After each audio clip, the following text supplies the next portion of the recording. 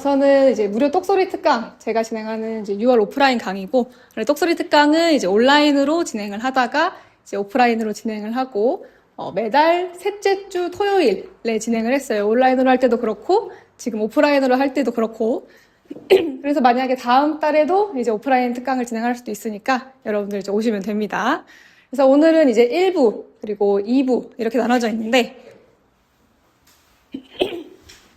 1부에는 이제 초보자가 빠지기 쉬운 경매 함정 5가지에 대해서 강의를 할 거고, 두 번째는 낙찰 후에 빠른 임대 매매를 위한 관리 실무 팁을 알려드릴 겁니다. 그래서 두 개 합쳐서 질의응답 시간 포함, 쉬는 시간 포함 해서 한 80분 정도 이제 걸리니까 그거보다 조금 더 일찍 끝날 수도 있고, 이제 만약에 질문이 있으시다면 조금 더 이제 늦게 끝날 수도 있고. 자, 그래서 이제 1부는 초보자가 빠지기 쉬운 경매 함정 베스트 5입니다. 여러분들이 생각을 하기에 경매 초보자라고 생각하면은 이제 어떤 사람이 초보자인 것 같나요? 여러분? 자연스럽게 대답하시면 돼요. 모르면 모르겠다. 잘 모르시는 분? 부동산 자체를. 부동산 자체를 잘 모르시는 분? 네. 그럼 이제 이분은요? 경매 초보자는 어떤 사람인 것 같다? 경매에 대해서 전혀 모르는 거죠. 전혀 모르는 네, 건데. 네. 이제 경매 초보자는 이제 제가 생각을 하기에 여러분들이 이제 경매를 처음 시작할 때는 당연히 모르지만 실제로 경매 투자를 한 건, 두 건 하더라도 굉장히 쉽게 빠지기 쉬운 함정, 오해 같은 게 있어요. 근데 그 중에서 제가 제일 빠지기 쉬운 이제 5가지를 가지고 온 것 뿐이지 실제로는 수십, 수백 가지가 됩니다. 실제로 투자해본 사람들 같은 경우에도. 근데 그런 함정에 빠지는 분들 자체가 제 생각에는 투자 경험이 있더라도 초보자다, 이렇게 이해하시면 되고. 그래서 오늘 강의를 들으시는 여기 와 계신 분들은 이 5개만 이제 함정이 빠지지 않더라도 성공하신 거라고 보면 돼요. 왜냐면 이게 5개가 가장 함정에 빠지기 쉬운 것들이니까. 그래서 본격적으로 이 1부 시작하기 전에 간단하게만 제 소개해드리면, 저는 대한공경매협회 곽승지 강사이고요. 이제 요분은 이제 경매스쿨 1기시고, 저 뒤에 요분은 경매스쿨 2기신데, 경매스쿨 운영하고 있고, 모의 입찰반 운영하고 있고, 이제 컨설팅도 운영하고 있고, 하고 있는 곽승지 강사입니다. 반갑습니다. 자, 그래서 첫 번째 함정은 이제 경매는 돈 많은 사람들만 하는 거다라는 이제 함정입니다. 요거는 이제 제일 많이 듣는 이야기예요. 제 입장에서 봤을 때도. 제가 이제 아까 말씀드렸지만 경매 교육도 하고, 컨설팅도 하고, 그리고 심지어는 이제 컨설턴트를 면접을 볼 때도 제가 면접을 보는데, 컨설턴트 면접을 볼 때도, 본인도 그럼 투자하실 뭐 의향이 있으시냐, 이런 질문을 할 때, 가장 많이 들어오는 이제 답변이, 제가 투자금이 별로 없는데, 경매는 돈이 많아야 좀 할 수 있는 거 아닌가요? 라는 질문을 많이 합니다.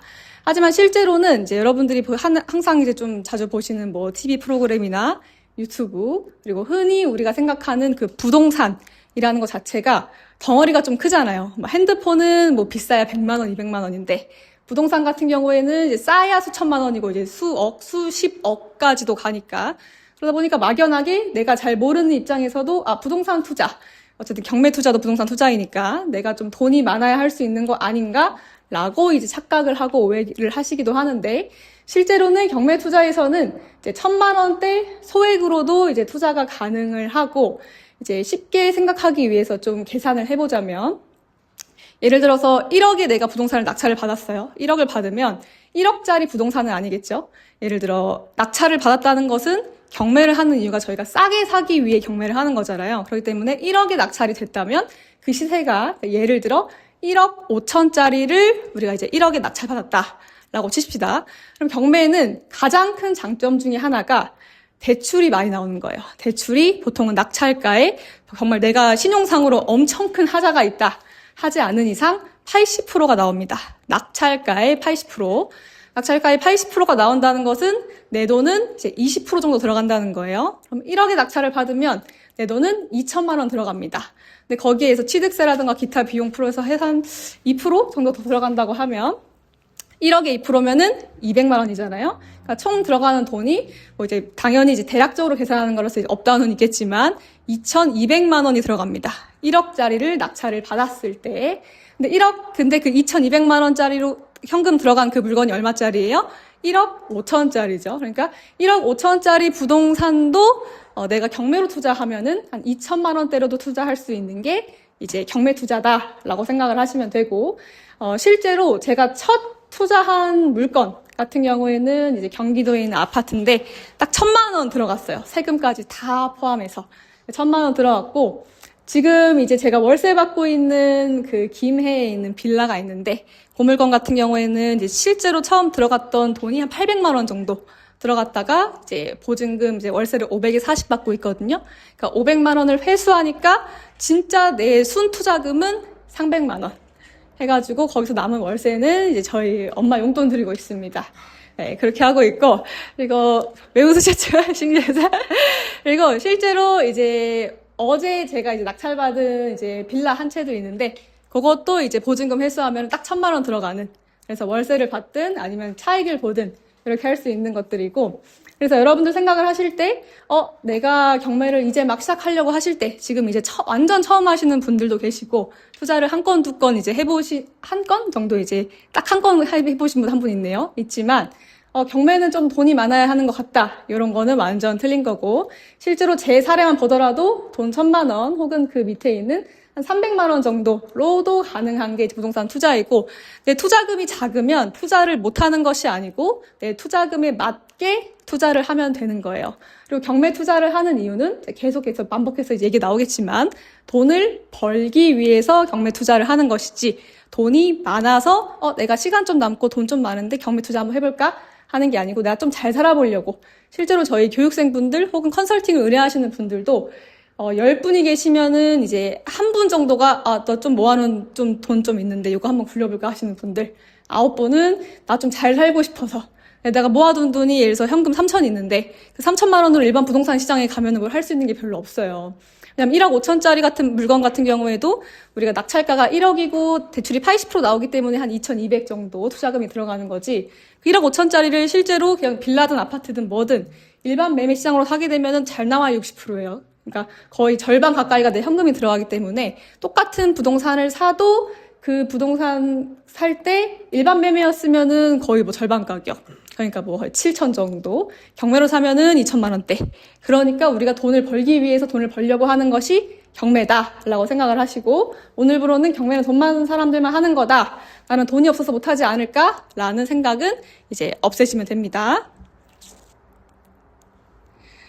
두 번째는 경매는 복잡하고 위험하다라는 생각이 좀 있습니다. 많은 분들이. 특히 이제 경매를 이제 막 시작하려는 분들 같은 경우에는 지레 겁먹어요. 나는 뭐 공부할 게 너무 많을 것 같고, 배울 게 너무 많을 것 같고, 흔히 막 주변에 들어보면 경매를 잘못하다가 돈 날린 사람들도 있다던데, 내가 그 중에 하나가 되진 않을까 이런 생각도 하고, 그리고 또 이런 게 있어요.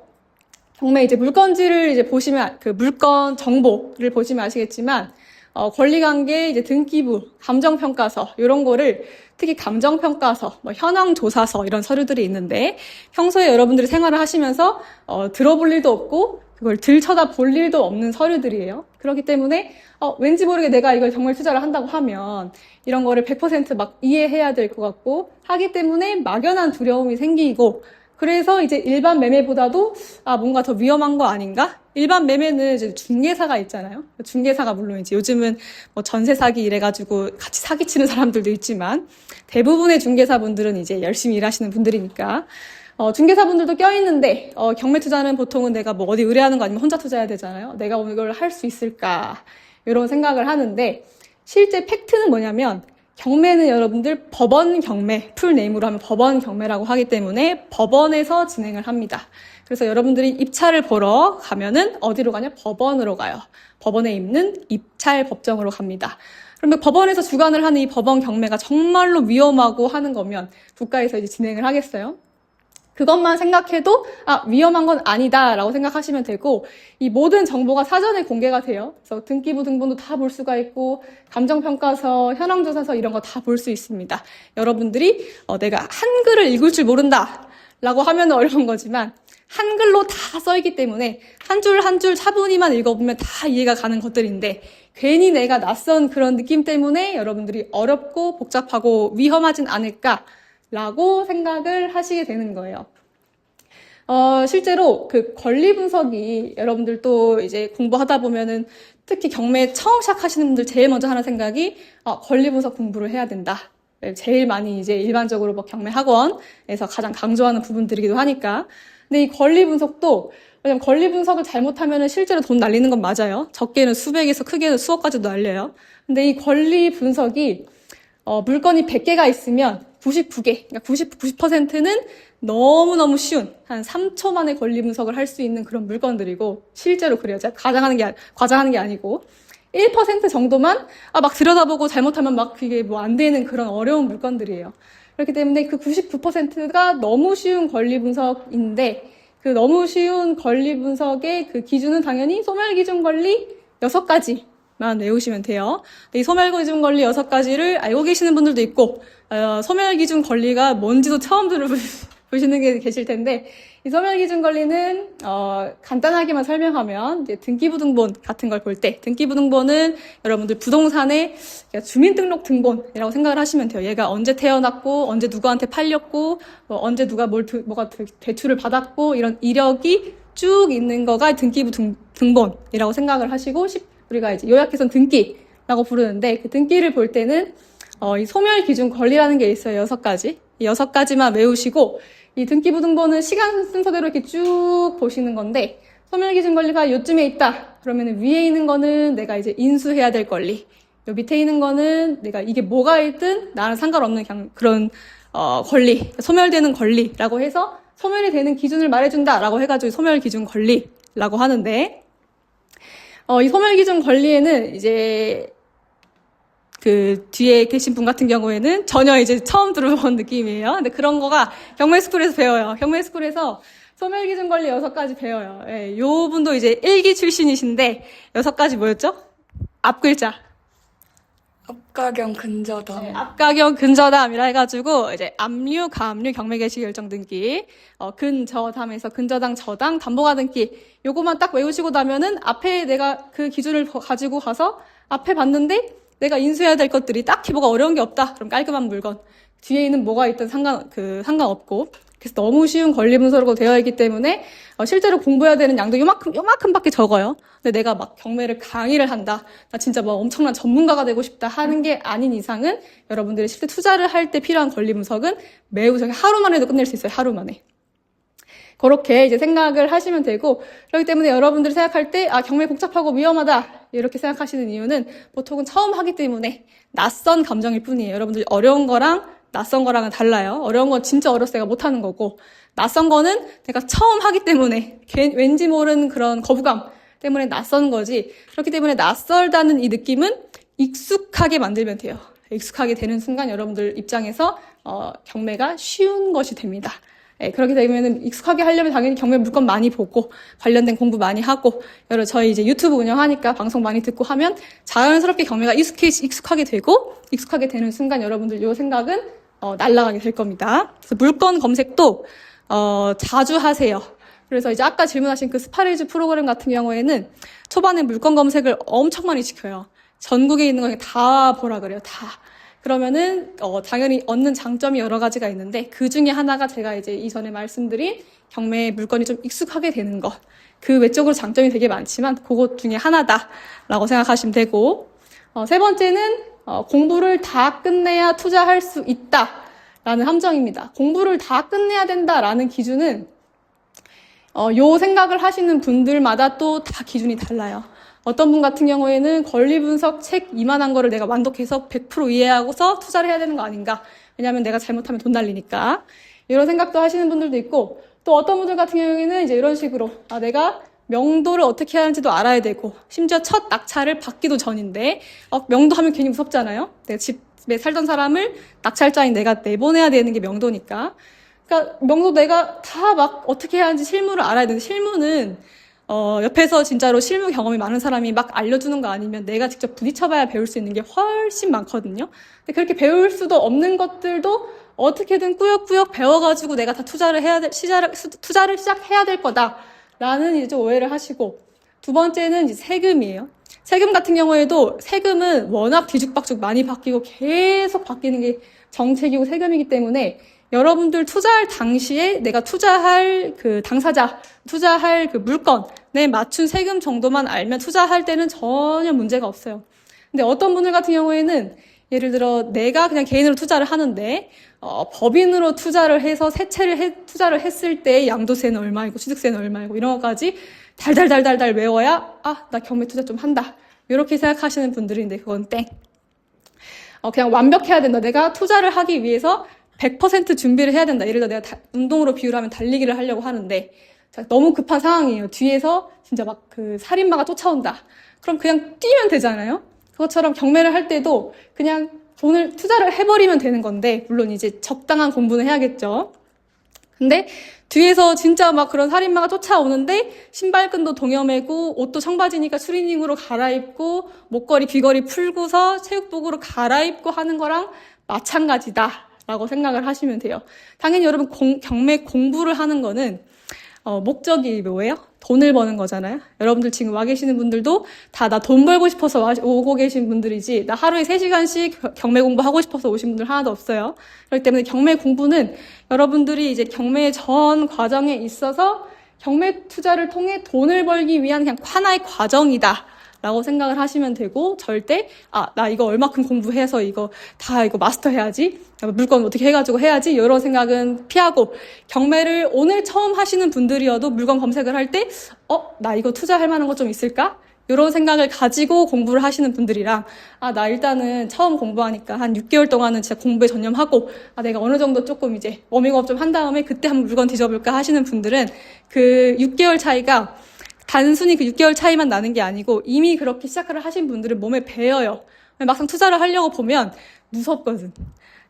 그냥 막 나 빨리 투자해서 돈 벌고 싶다 하는 마음가짐으로 애초에 시작한 분들이랑 이것저것 다 이제 준비가 되고서 하려고 하는 분들 자체는 이제 어떤 두려움이 생기냐면 막상 투자를 하려고 생각을 할 때 한 가지만 내가 헷갈려요. 그럼 거기서 또 두려움이 생겨요. 내가 여기서 혹시 뭐 놓치는 게 있지 않을까? 나 괜히 돈 날리는 거 있지 않을까? 물론 본인이 다 배운 거고 내가 돈 날리는 거 없는 거 뻔히 아는데도 그런 이제 두려움이 생깁니다. 그래서 실제로 저희 이제 교육생분들 중에서는 한 달 이내에 낙찰 받으신 분들도 있고 저희가 이제 컨설팅도 하니까 컨설턴트도 이제 뽑아요. 근데 컨설턴트 중에서는 투자 경험이 많고 컨설팅 경험이 있는 분들도 계시지만 완전 이제 경매에 대해서 무지하다가 저희 회사에 와서 이제 경매 투자에 대해서 이제 배우고 본인 건도 한 건, 두 건 하면서 컨설팅을 하는 분들도 있어요. 그분들 같은 경우에도 아예 무지한 상태로 와서도 이제 실제로 한 달 만에 그냥 낙찰시켜서 이제 수천만 원 이제 차익 벌고 여러분들도 있습니다. 그렇기 때문에 여러분들 당장 오늘부터라도 내일부터라도 이제 물건 검색을 하시게 되면 나 이런 물건 한번 투자하면 좋은데 그런 관점으로 항상 생각을 하셔야지 그냥 여기 뭐 인천에 있는 빌라네 뭐 서울에 있는 아파트네 이런 관점으로 물건을 보시면 안 된다는 거. 그래서 경매 공부를 다 끝내야 투자할 수 있다. 요거는 틀린 거. 이게 함정 3번째잖아요. 함정 3번째가 첫 번째랑 두 번째에 비해서 가장 돈을 못 벌게 하는 함정이에요. 가장. 그래서 나는 그냥 빨리 투자를 하고 싶다, 돈 벌고 싶다라는 마음으로 그냥 온몸이 그냥 불타올라야지. 나 진짜 공부 열심히 해봐야지. 이거는 이제 아니라는 거. 자, 네 번째는 이제 명도예요. 뒷페이지 넘기시면 됩니다, 여러분. 뒷페이지. 명도는 무섭고 어려운 일이다라는 이제 함정이 있습니다. 요거는 제가 이제 요번 주 좀 며칠 전이죠. 수요일에도 요거를 가지고도 이제 혼자 좀 라이브 방송을 좀 했었는데 이 명도는 제가 왜 따로 뺐냐면 제가 이제 경매를 하다 보니까 저는 이제 23살부터 경매를 했어요. 그 나이 때도 경매를 할 때 사실 제 개인적인 입장에서는 명도 이런 게 하나도 전혀 무섭지 않았거든요. 그 이유가 제가 생각해봤을 때 아무것도 몰라서 그랬던 것 같아요. 아무것도 모르는 그냥 대학 이제 갓 졸업한 학생 출신 신분을 이제 막 벗어난 사람이었기 때문에. 근데 그럴 때 시작하는 게 좋아요. 근데 그건 단순히 나이에 관해서 막 어릴 때 시작하는 게 좋다 이런 의미가 아니고 경매에 대해서 그냥 아무것도 모를 때 그때 내가 빨리 저희 협회 만나서 공부를 하고 투자를 하시면 애초에 이런 명도는 무섭고 어려운 일인 거 아닌가라는 편견, 오해, 함정 같은 게 생기지가 않아요. 아무것도 모르니까. 근데 괜히 이것저것 이제 유튜브 많이 보고 주변에 이제 괜히 물어봐요. 야, 나 경매 공부하려는데 할 수 있을까? 그럼 100% 주변에서 가장 많이 하는 얘기 중에 하나가 야, 그거 명도 어떻게 하려고. 너무 그런 영상 많거든요. 유튜브에 명도 이렇게 한번 쳐보세요. 그러면은 5만 영상이 많이 나올 텐데 진짜로 막 계단을 막 부셔놓고 화장실 타일을 막 그냥 깨놓고 벽에다가 막 이런 개땡땡 모땡땡 욕을 해놓고 한 사례들이 많이 보실 수 있을 겁니다. 근데 그런 사례는 제가 생각했을 때 한 10,000건이 있으면 1건 정도 있을까? 근데 그 일이 저도 한 번도 겪은 적 없고 저희가 이제 가르쳤던 교육생, 컨설팅 고객 아무도 그런 사례가 없어요. 그렇기 때문에 그거는 이제 10,000건 중에 1건 정도 있는 사례라고 이제 나한테는 뭐 사실상 일어날 수 없는 일이라고 생각을 하시면 되고, 그리고 요즘은 옛날이야 이제 경매가 좀 깡패들이 하고 막 경매 하면 남의 이제 돈을 뺏고 남의 집 뺏고 뭔가 이런 생각을 하기 때문에 더 뭔가 그런 명도가 더 어렵고, 왜냐면은 살고 있는 사람 입장에서 갑자기 내가 살고 있는 나가라 하는 것 자체가 당연히 나갈 이유가 생겨서 나가는 건데도 불구하고 괜한 그런 내가 억울한 저 사람은 나의 집을 뺏는 사람이고 못된 사람이야, 범죄자 같은 사람이야 라는 인식이 옛날에는 잘 몰랐기 때문에 사람들이 그렇기 때문에 그랬던 거지. 요즘은 사실은 낙찰 받고 가면 본인이 나갈 준비를 하고 있는 경우도 많고 이미 집을 비워놓은 경우도 많고 대화로 충분히 할 수 있는 그런 상황들이 많아요. 이제 많은 분들이 좀 똑똑해지셨어요. 그렇기 때문에 무섭고 어려울 만한 일이 생기는 것 자체가 좀 적고, 그리고 이제 경매는 어디서 진행을 한다고 했어요? 법원 경매니까 법원에서 진행을 한다고 했어요. 그렇기 때문에 국가에서 우리를 도와준다라고 생각을 하시면 되고, 여러분들 낙찰을 받는 순간부터 법원과 국가는 100% 내 편이다 라고 생각하면 돼요. 100% 내 편이고 저기 살고 있는 점유자, 다시 말하면 명도 대상자의 편을 들어줄 일은 없어요. 내가 낙찰을 받았던 이상. 그래서 경매는 낙찰을 받고 이제 잔금을 치르죠. 낙찰을 받을 때는 이제 보증금만 10%, 보증금 10%만 있으면 되니까 나머지 잔금을 치른 그 순간부터 나한테 소유권이 넘어옵니다. 네, 경매는 이제 다른 것과는 다르게 일반 매매 같은 경우에는 등기도 치고 해가지고 나한테 소유권 넘어오지만, 경매 같은 경우에는 이제 이점인 거죠. 잔금을 치른 순간부터 내 집이다라고 생각하시면 돼요. 그래서 만약에 이거 그냥 실무 팁인데, 여러분들이 낙찰을 받아가지고 그 집에 찾아갔는데 명도 대상자가 아니 등기 떼보니까 소유자 바뀐 것도 없던데 뭔 소리 하세요? 라고 하면은 민법 187조에 나와 있습니다. 이렇게 말하시고 경매는 잔금 치른 순간부터 내 집이 된다 라고 생각을 하시면 돼요. 민법 187조. 그래서 이 법원에서 진행을 하기 때문에 법원에는 이제 인도 명령 제도가 있어요. 인도 명령 제도는 말 그대로 당신 나가라 라고 법원이 나 대신 명령을 해주는 거예요. 누구한테? 명도 대상자한테. 그러면은 이것도 경매에만 있는 거거든요. 일반적으로 매매를 해가지고 이 사람한테 뭐 나가라 뭐 이런 말 하는 거는 없으니까.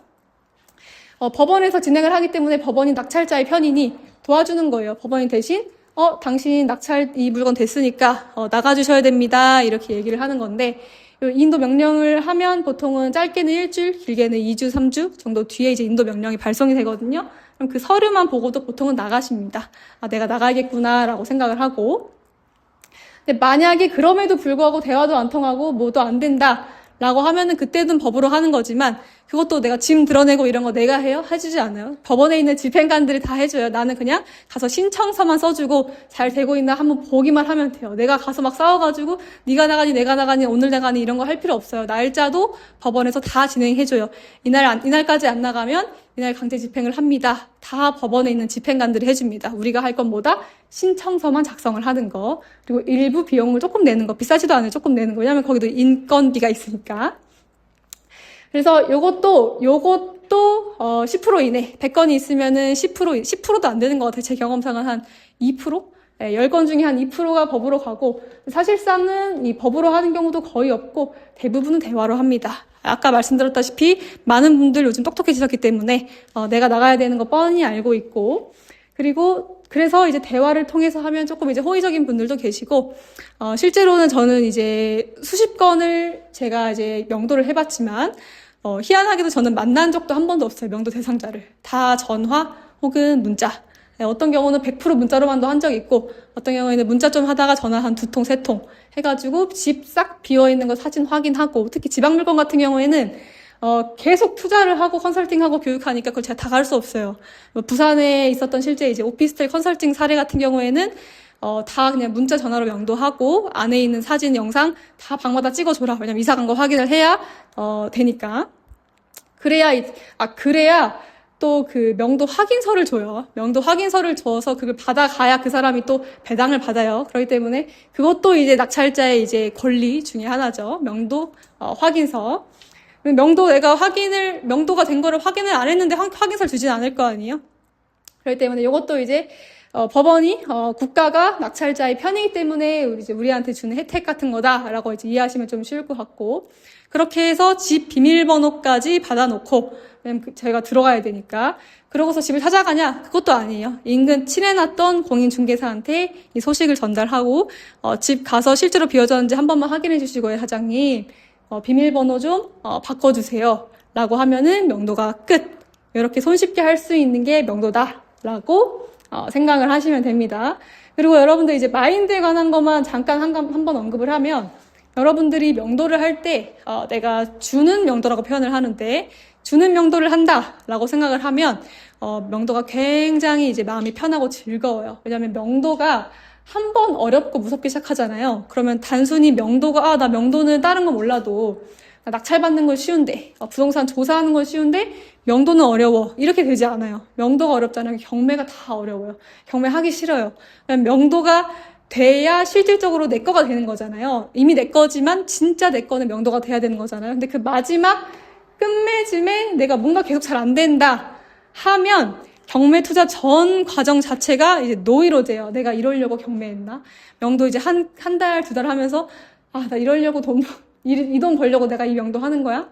심지어 이제 수천, 수억을 벌면서도 나는 명도 때문에 경매는 좀 아니겠다라는 생각을 하기 때문에, 여러분들 명도 자체가 여러분들의 경매 투자 과정에 있어서 굉장히 즐거워야 되는 그런 건데, 이 주는 명도는 뭐냐면, 방송에서도 한번 얘기를 했어요. 여러분들이 짜장면 이제 배달 기사라고 생각을 했을 때, 조폭이 한 20명 사는 집에다가 짜장면 배달을 하러 가요. 짜장면을 주러 갈 때는 마음이 편해요. 그냥 주고 오면 되는 거니까. 근데 주고서 돈을 받으러 가요. 돈을 받으러 갈 때 어때요? 마음이 떨리고 줄 것 같아요. 이 사람들 돈 안 줄 것 같고, 돈 안 준다면서 사장님이 이거 얼마나 받아오라고 하는데요? 라고 하면은 욕할 것 같고, 안 준다고 이만한 등치들이. 또 안 준다고 해가지고 짜장면집으로 돌아가면 사장님한테 또 욕먹고, 다시 가면 또 조폭한테 욕먹고, 그렇기 때문에 똑같이 조폭이 있는 집에 가는데도 불구하고 내가 짜장면을 주러 갈 때랑 돈을 받으러 갈 때랑 마음이 완전 다르기 때문에, 여러분들이 명도할 때도 주는 명도를 한다, 내가 생각을 하면 훨씬 마음이 편해요. 그럼 뭘 줘야 되냐? 명도 대상자들이 가장 필요한 거는 시간과 돈입니다. 시간과 돈. 시간이 필요한 이유는 내가 당장 이사를 갈 수 없기 때문에, 돈이 필요한 이유는 나 그래도 돈 한 푼도 못 받고 나가는 분들도 있어요.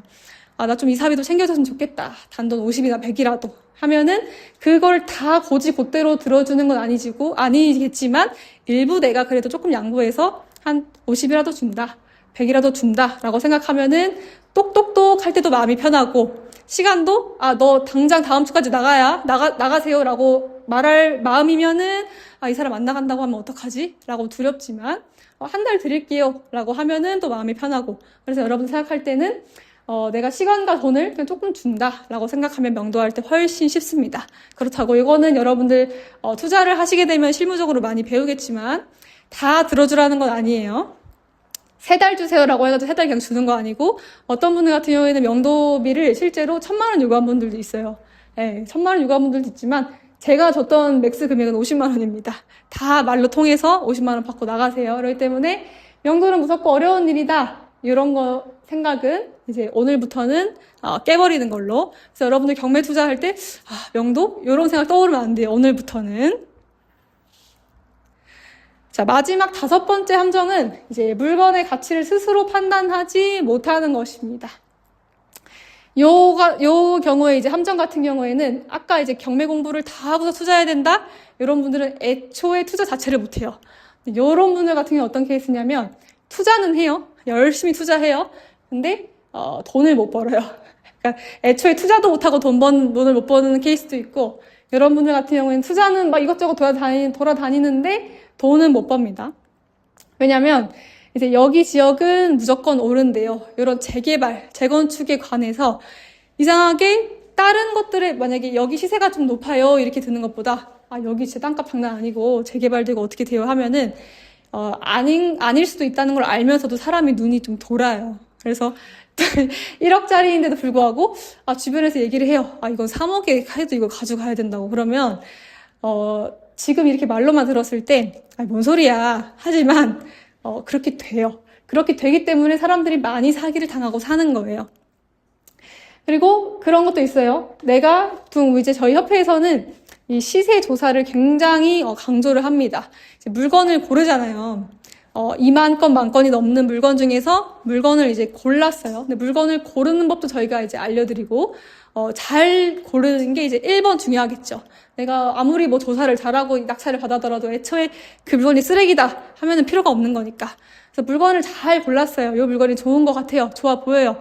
그럼 그 물건이 진짜 얼마 정도의 가치가 있고 내가 그래서 그걸 토대로 이제 입찰가 결정을 해야 되니까 그 조사를 하는 거가 굉장히 중요한데 많은 분들이 인터넷 플랫폼 가지고만 조사를 해요. 예를 들면 네이버 부동산, 직방, 다방, 기타 등등. 거기에 올라와져 있는 금액만 보고 이거 1억짜리네. 이거 월세 1,050이네 라고 생각을 하고 플러스 실거래가. 왜냐면 실제로 거래가 된 내용이 나오기 때문에 1억이 거래가 됐다? 1억짜리 빌라인가 보다 라는 생각을 하시는데 그것도 굉장히 잘못된 접근입니다. 왜냐면 물건이 하나 팔리고 사고 임대가 맞춰지고 다시 나가고 하는 거에는 스토리가 있어요. 스토리. 어떤 스토리냐면 예를 들어 실거래가가 딱 하나 있어요. 딱 하나 있는 빌라예요.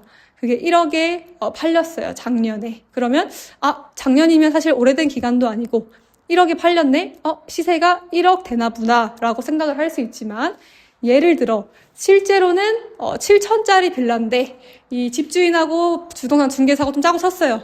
그래서 살짝 호구 잡힐 만한 손님이 왔어요. 이거 1억이고 나중에 어떻게 되고 주변에 이런 컨디션 없어요.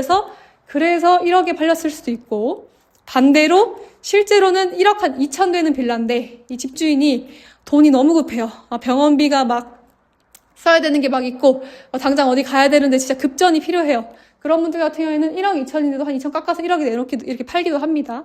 그렇기 때문에 실거래가 1억만 보고서는 이게 7천짜리인지 1억 2천짜리인지 우리는 몰라요. 그래서 부동산에 가보기도 하고 전화를 통해서 전화를 어떻게 하는지 이런 것도 이제 여러분들 교육하시면 배우겠지만 이 물건에 대해서 조사를 통해 이 물건이 원래 얼마였는데 이렇게 거래가 된 거구나 라는 스토리를 알아야 정확한 시세 파악이 가능하고 정확한 시세 파악이 가능해야 여러분들이 이제 입찰가도 잘 결정을 하고 왜냐면은 또 이제 어떤 분들 같은 경우에는 그렇게 생각하시는 분들도 있어요.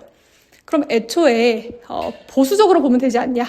그냥 1억인 것 같으면 한 8천 되겠지. 2억이다 그러면은 1억 9천 내겠지 이렇게 생각하시는 분들도 있는데 그거는 뭐가 문제냐면 물론 내가 큰 소리는 보지 않겠죠. 애초에 보수적으로 생각을 하니까.